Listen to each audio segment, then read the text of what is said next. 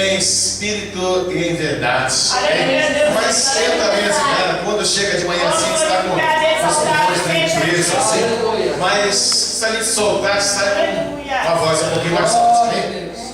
Eu sei que você conhece esse canto, você vai me ajudar, em nome de Jesus, porque eu preciso da sua ajuda. Nós cantamos ao Senhor, hein? Em espírito, em verdade, te adoramos, te adoramos. Em espírito,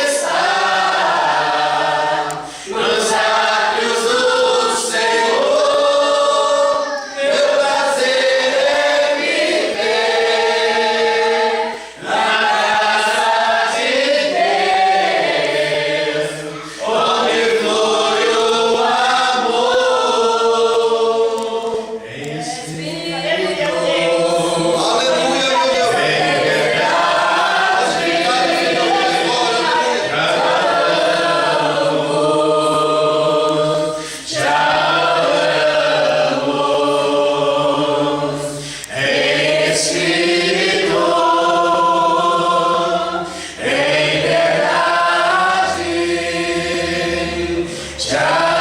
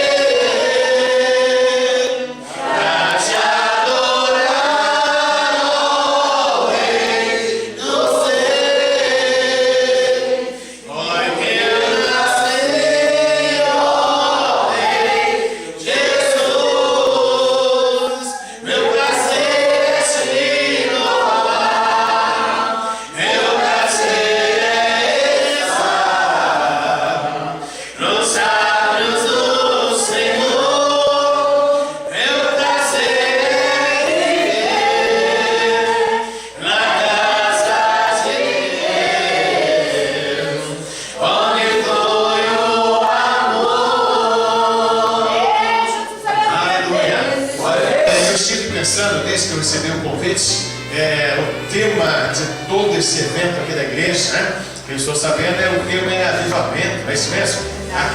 Repetir aquela oração de Abacuque: aviva, Senhor, a tua obra, né? Aviva, Senhor, a tua obra no meio dos anos, aonde fica, né? É isso mesmo, querido? O tema, né? A temática desse evento é essa: aviva, Senhor, a sua obra. Irmãos, a obra do Senhor, ela deve estar avivada, ela deve estar cheia de vida, irmãos, porque nós estamos adorando ao Senhor da vida, né?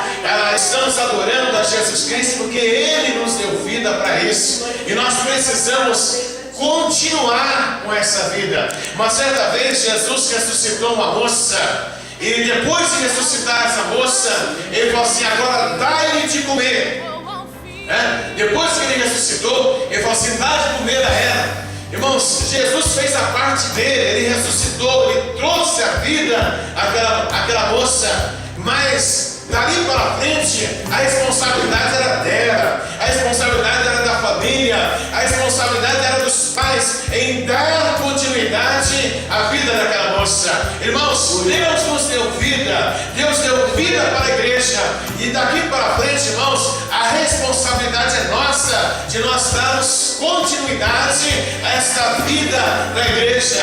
A igreja precisa dessa vida, e essa vida, irmãos, ela traz momentos que nós chamamos de avivamento. Aquela vida, ela se aflora de uma forma especial, ela se aflora de uma forma diferente, e nós chamamos isso de avivamento. E quando é necessário o avivamento é necessário quando a glória de Deus ela é elevada. Nós vemos lá no livro de Samuel, na época do sacerdote Eli, aconteceu algo ali, nasceu uma criança, e aquela criança então morre, e depois ele diz assim: olha, foi-se a glória, foi-se a glória.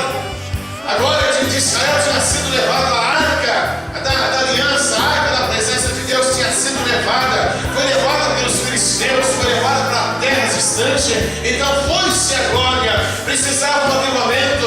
Deus já havia falado com Samuel que ia fazer algo grande ali. Israel queria tinir o ouvido daquele povo, ia deixar aquele povo com a sua face ruborizada, porque ele ia fazer algo diferente, e a obra ia começar no templo. Começou porque aquele moço Samuel, ele foi levantado por Deus para esse. Deus já estava fazendo a obra. Quando que há necessidade do avivamento? Quando a arca, quando a glória, quando a glória de Deus é roubada. Nós vemos nos tempos de agora, a glória do Senhor está sendo roubada. Nós vemos que existem pessoas idólatras, pessoas de outros movimentos, pessoas com costume pagãos. Eles estão falando em língua estranha, estão orando por imposição de mão, estão revelando. O que está acontecendo? Estão querendo roubar a glória de Deus, estão querendo levar a arca, a glória de Deus que pertence à igreja. Então é momento da igreja se levantar e dizer: Senhor, eu quero essa glória.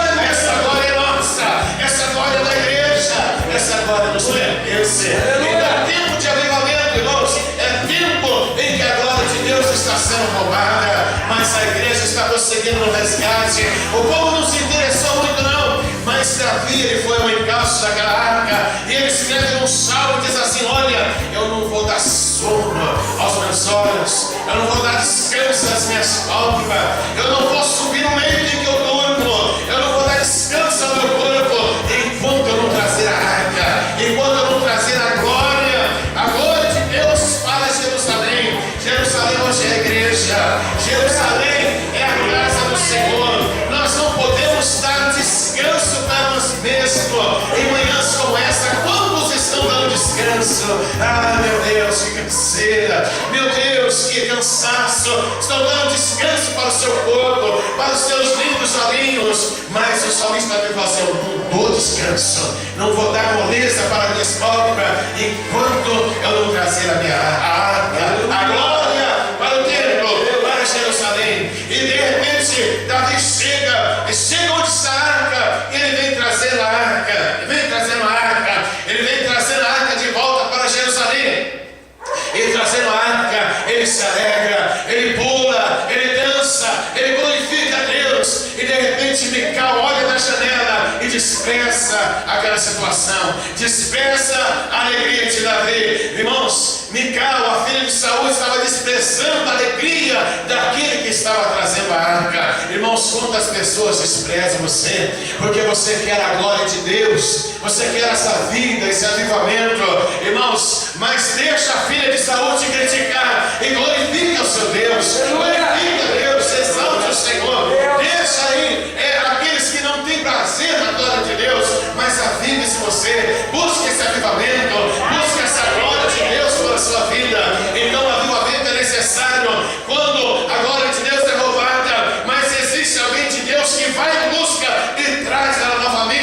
Jerusalém, traz ela novamente para o seu templo, traz ela novamente para a sua vida, para a sua família, para a casa do Senhor. Isso é, irmãos, o interesse da igreja, e isso é o verdadeiro avivamento. Você trazer, você resgatar, você não se conformar em a glória de Deus ser roubada. Muitas das vezes o diabo rouba a glória de Deus na nossa vida. Muitas das vezes é a carne que rouba a glória de Deus na nossa vida. Muitas das vezes é o nosso ego, o nosso eu que rouba a glória de Deus na nossa vida. Mas não deixe que isso aconteça. Mas interesse-se por esse avivar de Deus, que é buscar a glória do Senhor, porque nós vamos precisar disso. Nós estamos, irmãos, em tempos finais. Nós estamos nos últimos momentos dessa última hora profética da igreja do Senhor na terra. Nós estamos ainda, irmãos, da terra. Nós não vamos ficar aqui, nós vamos para o céu. A nossa pátria, ela está no céu.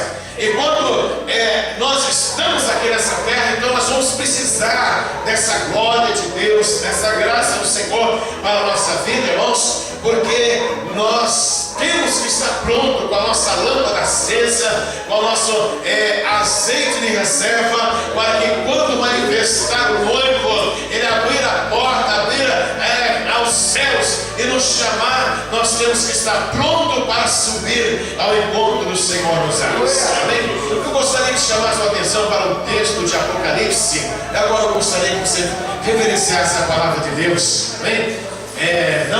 Mas a palavra de Deus, vamos ficar em pé, nós vamos ler primeiro, o capítulo 1 do livro de Apocalipse. Amém? O capítulo número 1 do livro de Apocalipse.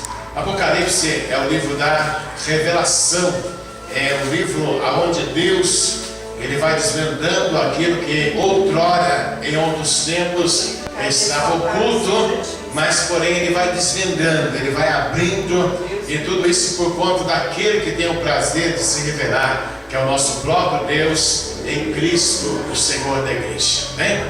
Vamos ler um pouquinho aqui? Glória a Deus.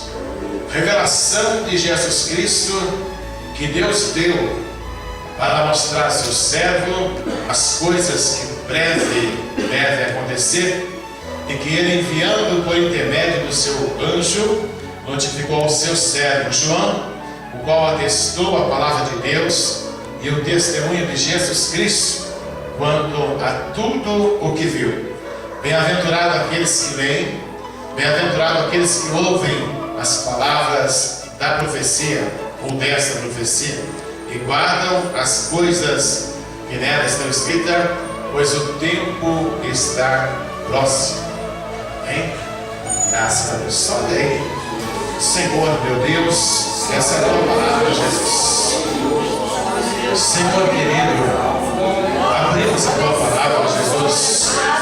Agora, Senhor, abre o nosso entendimento, Jesus querido, para nós compreendermos, Jesus. Meu Deus, abre o nosso entendimento, Senhor. Oh Espírito de Deus e da verdade, Senhor. Oh Senhor, lança a tua luz sobre nós nessa manhã. Meu Deus, para que possamos compreender, Senhor, o teu propósito que tu tens para cada um de nós, eu te peço, Senhor. Amém, Jesus. Glória a Deus. Aleluia. Oh, louvado seja Deus. Amém. Vamos fazer a vontade. Ora vem, Senhor Jesus. O apóstolo Paulo, na sua carta a Tito, ele escreve assim: aguardando a bem-aventurada esperança, a manifestação da glória de nosso Senhor e Salvador Jesus Cristo. Então, existem duas razões para a igreja existir na terra.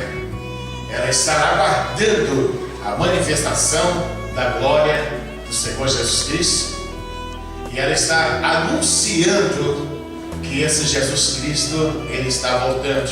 Aleluia. E a igreja anuncia a volta de Jesus pela sua espera, quando ela diz: ora vem, Senhor Jesus, Maranata. E ela anuncia a volta do Senhor Jesus também quando ela se posiciona, quando ela toca a trombeta, quando ela passa a anunciar o Evangelho. Irmãos, esse livro de Apocalipse, ele faz parte, junto com outros livros, de uma série de livros, porque a Bíblia não é um só livro, ela é o livro dos livros. Amém? Quem concorda comigo, levanta a sua mão. Eu quero ver se você. Glória a Deus. Ela é o livro dos livros, porque dentro dela existem 66 livros. Amém? Então nós vemos que a Bíblia, a palavra de Deus, ela junto com o Apocalipse, ela apresenta outros livros que são chamados de literatura apocalíptica, tá? Livros tais que nós vamos dar uma olhadinha daqui. Vocês vão poder compartilhar comigo aqui no resto do projetor. Nosso irmão João Celso, ele vai estar me auxiliando aqui. Então nós vamos entrar um pouquinho nesse assunto. Eu quero entrar junto com vocês dentro do âmbito da definição, tá? Porque existem vários conceitos dentro do assunto da escatologia, tá? Escatologia. Então, escatologia é doutrina das últimas coisas, ou últimos acontecimentos. E nós temos esse termo por conta de dois vocábulos gregos, tá? Que é eschatos, que é o último, e logos, que é tratado, conjunto de ideias, e da onde, por derivação, nós temos o logia, né? Que nós entendemos aqui a nossa forma portuguesada como logia, né? Mas a forma de se ler no grego seria logia. Logia então vem de logos. Logos é tratado em conjuntos de ideias, e logia ou logia seria ciências, estudos. Então, juntando todo esses dois termos, o eschatos e o logos, então nós temos doutrina das últimas coisas, ok? Então, o livro de Apocalipse, como outros livros, ele é um livro escatológico. É um livro que vai tratar da doutrina das últimas coisas. Se os irmãos quiserem anotar, pode anotar, porque é fonte segura, né? É fonte segura, pode anotar, pode comparar com outras literaturas aí, que é fonte segura mesmo. Isso é um material que a teologia ela pauta por esses termos aí. A escatologia ela vai se prender a sonhos, visões e profecias, tá? E todo esse arcabouço teológico, então ele vai chegando para nós através dos profetas anteriores, tá? Que são Josué, Juízes e Samuel, tá? Josué, Juízes e Samuel. Isso é uma classificação do cânon judaico, ok? E tem os profetas maiores, que são 5 profetas maiores, que é Daniel, Ezequiel, Jeremias, Lamentações e Isaías, né? São os profetas maiores. E temos os profetas maiores que eles vão chegar até o livro de Malaquias, né? E nós não vamos estar definindo assim por causa da questão do tempo. Então nós temos 3 profetas que eles vão se destacar dentro do âmbito teológico por causa do endereço da sua mensagem. Um deles é o profeta Ezequiel. O profeta Ezequiel ele vai endereçar a sua mensagem escatológica para a nação de Israel. Amém? Então o profeta Ezequiel ele se dirige à nação de Israel especificamente, tá? O profeta Daniel também é um dos profetas maiores que ele se destaca também dentro da questão escatológica. E Daniel ele já vai mais além, ele não se prende somente à nação de Israel, ele vai endereçando-se a outras nações. Isso por conta até da própria visão que ele vai interpretando ali do rei Nabucodonosor. Ele interpreta ali Deus passa a mostrar para o profeta Daniel o futuro das nações gentílicas, bem como a sua própria origem. Então Daniel ele vai se dirigindo às nações, a todas as nações, tanto a Israel como as outras nações gentílicas. E saltando aqui para o Novo Testamento, nós vamos ver aí figurando o profeta João. O profeta João é aquele que escreve o seu evangelho, o Evangelho de João, que é considerado uma literatura deuteropaulina até por alguns teólogos clássicos. Mas ele escreve o Evangelho de João, depois ele escreve as suas 3 epístolas, tá? Lá no finalzinho, perto de Apocalipse, E aqui o Apocalipse. Há quem tem uma certa dificuldade para entender se foi o próprio João que escreveu o Apocalipse por causa do estilo literário da epístola, do Evangelho e do próprio livro da Revelação do Apocalipse. Mas nós temos que entender o seguinte: João estava com uma tensão emocional bastante conturbada.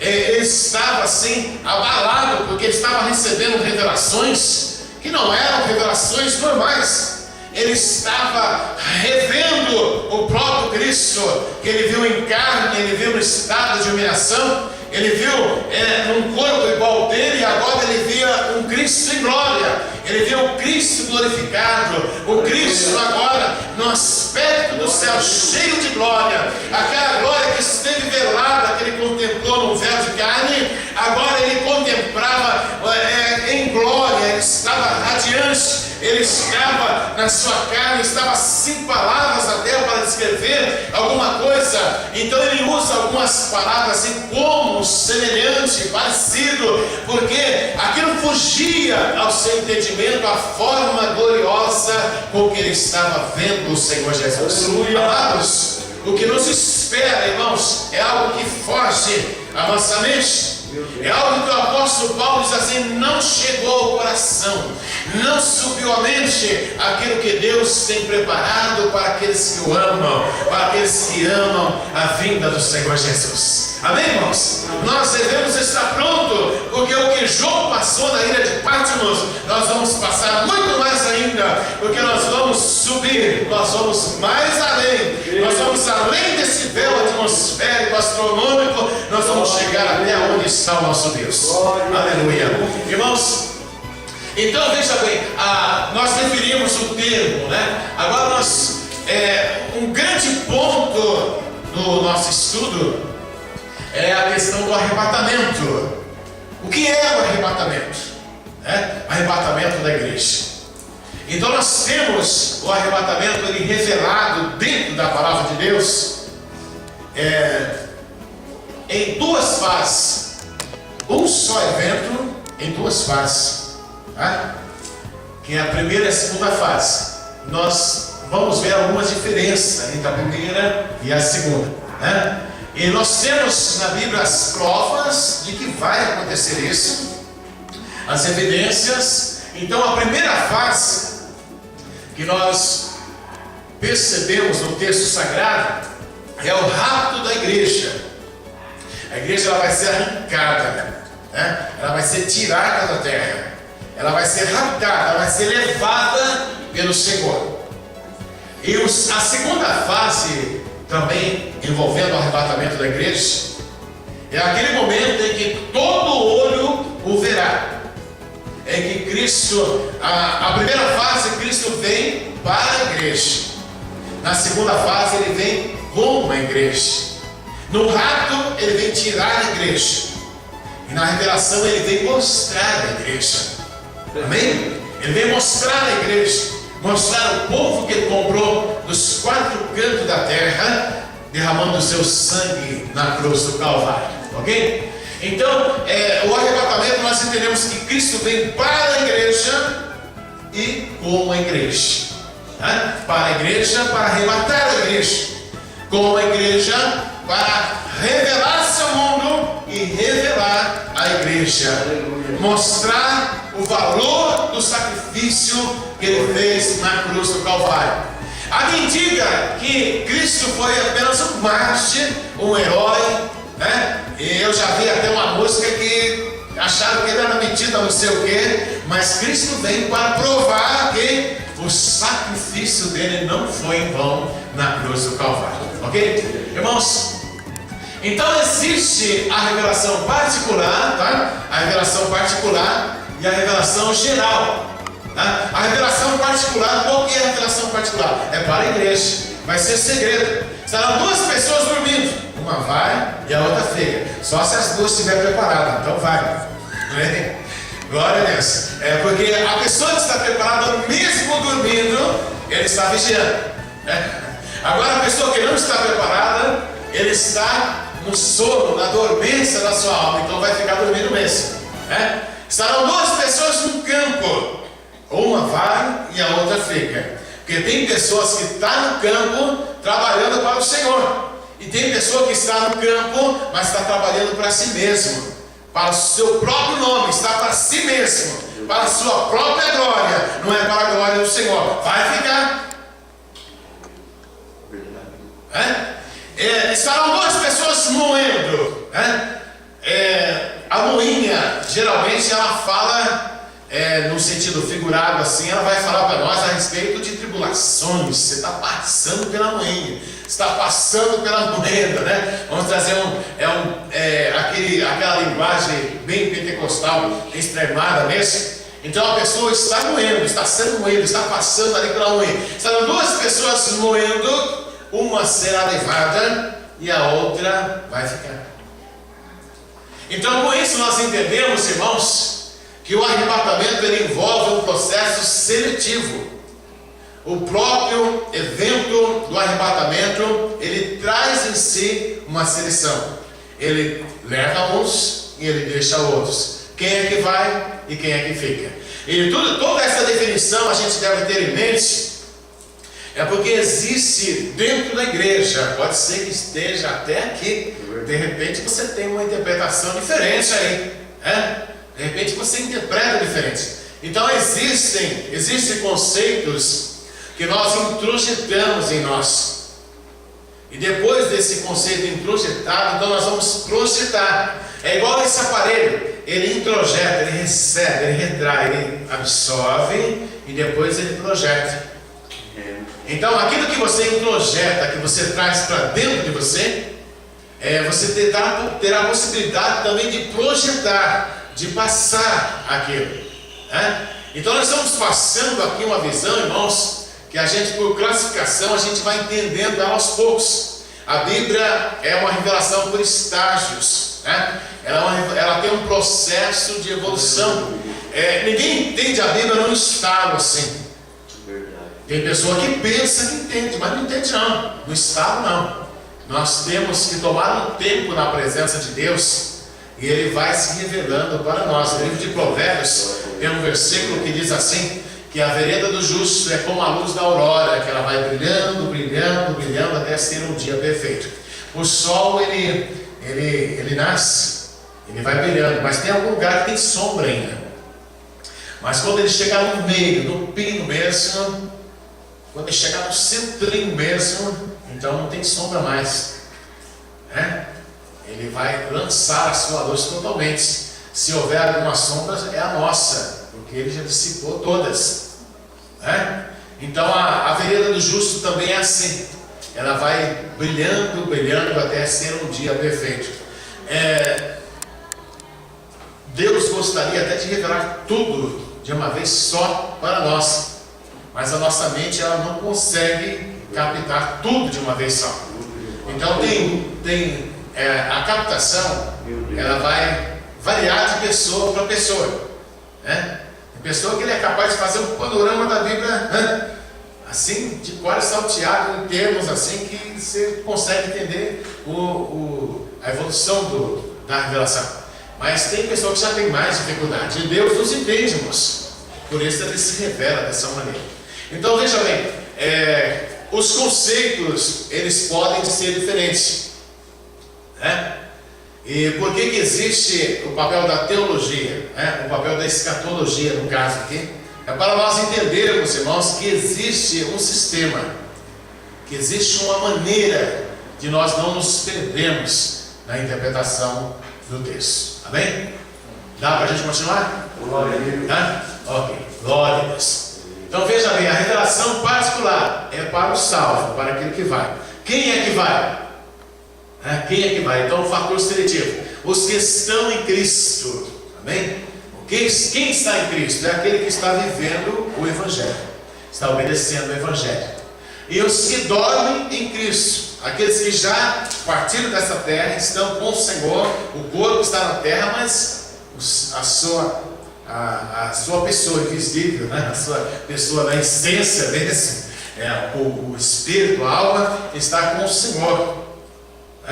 Então, aqueles que estão em Cristo e os que dormem em Cristo. Por isso o apóstolo Paulo ele escreveu assim: e nós, os que estivermos vivos, de maneira nenhuma antecederemos aqueles que dormem, mas seremos transformados, seremos revestidos da incorruptibilidade, da imortalidade, nós subiremos ao encontro do Senhor nos ares. Amém? Então os que dormem em Cristo e os que estão em Cristo. Então por aí nós vemos o plano de Deus, né? A ordem, a sequência. O arrebatamento da igreja, irmãos, ele tem uma sequência lógica, que se nós não entendermos isso, nós vamos excluir, por exemplo, os mártires, né? Os mártires da grande tribulação, né? Haverá salvação na grande tribulação? Haverá. Por que não? Haverá. Tem pessoa que, quando ele perceber que ele ficou, ele vai querer, ele vai morrer, ele vai entregar a sua vida, ele vai, não, eu não quero ir. Então os mártires da grande tribulação, aqueles que vão alcançar a salvação pela sua morte, que não vão aceitar a marca da besta, a marca da besta, então eles irão morrer. Então eles fazem parte da sequência, né, da ordem do arrebatamento da igreja. Essa ordem é como se fosse uma marcha, né? Primeiro os que dormem em Cristo, depois os que estão em Cristo, e seguido pelos mártires da grande tribulação. Ok? Amém? Amém. Amém. Glória a Deus, né? Louvado seja. Vamos dar uma salva de palmas para o Senhor Jesus?